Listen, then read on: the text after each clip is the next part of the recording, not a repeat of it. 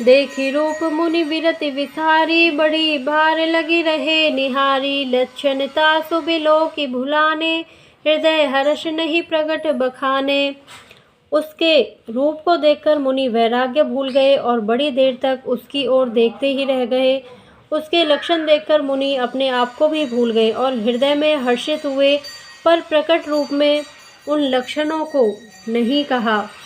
जो एहि बरहि अमर सोई होई, समर भूमि तेहि जीत न कोई। से वही सकल चराचर ताहि, बरहि सील निधि कन्या जाहि। लक्षणों को सोचकर वे मन में कहने लगे कि जो इसे ब्याहेगा वह अमर हो जाएगा और रणभूमि में कोई उसे जीत न सकेगा। यह शील निधि की कन्या जिसको वरेगी, सब चर अचर जीव उसकी सेवा करेंगे। लक्षण सब विचारि उर राखे, कछुक बनाई भूप सन भाषे। सुता सुलक्षण कही नृप पाही, नारद चले सोच मन माही। सब लक्षणों को विचार कर मुनि ने अपने हृदय में रख लिया और राजा से कुछ अपनी ओर से बनाकर कह दिया। राजा से लड़की के सुलक्षण कहकर नारद जी चल दिए, पर उनके मन में यह चिंता थी कि करऊ जाई सोई जतन बिचारी, जहि प्रकार मोहि वरई कुमारी।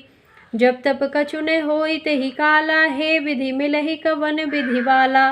मैं जाकर सोच विचार कर अब वही उपाय करूं जिससे वह कन्या मुझे ही वरे। इस समय जब तप से तो कुछ भी नहीं हो सकता। हे विधाता, मुझे यह कन्या किस तरह मिलेगी। यही अवसर चाहिए परम शोभा रूप विशाल, जो बिलो की रीझे कुंवरी तब मैं ले जय माल।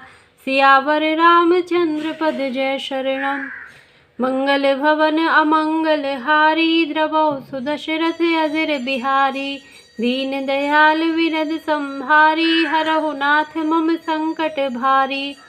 इस समय तो बड़ी भारी शोभा और विशाल सुंदर रूप चाहिए, जिसे देखकर राजकुमारी मुझ पर रीझ जाए और तब जयमाल मेरे गले में डाल दे।